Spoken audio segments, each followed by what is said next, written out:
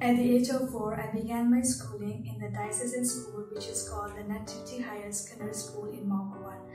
So the classes were of high standard, and naturally the sisters are very disciplined and have to really give their best to run the school in a disciplined way.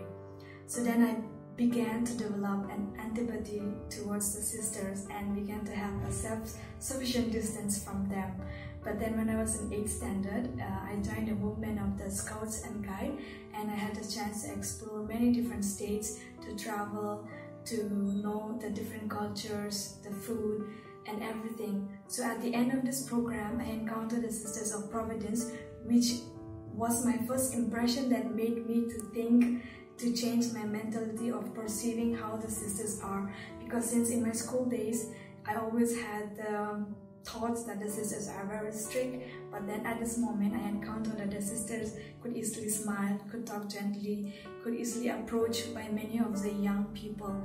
So then from that moment I began to change my mentality of how the sisters are. Even they are the human beings that could spread the joy, they could easily smile, and I should not always see the negative side of them.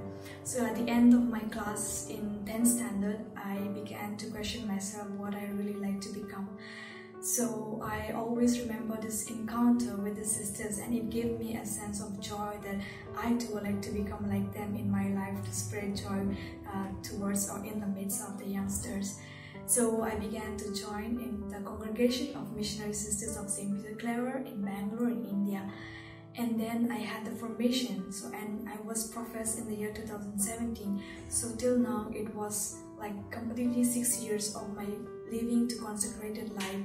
And living this consecrated life is not easy as always, but then we need so many things: the faith, the trust in Jesus, and to live the vows of poverty, chastity, and obedience, we need always the graces from the Lord.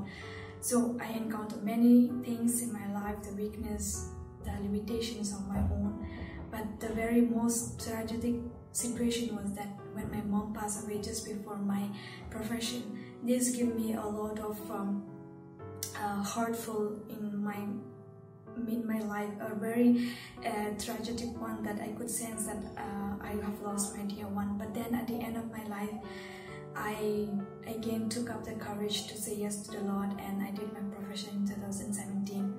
So from my experience, I would like to say that like St. Paul says, that I have counted everything as rubbish in order to gain Christ. So this was my motto in my souvenir in my religious profession. I would like to take it for the rest of my life, to really live up my life and to give up my life really as the people who always see in me the joy, the simplicity that I have, so that those people who see in me, they may always see Christ in me, and that my way of being Christ-likeness may radiate to the youngsters, and that also may change the mentality of youngsters, that we can also be, as human beings, be a joyful person in spreading the word of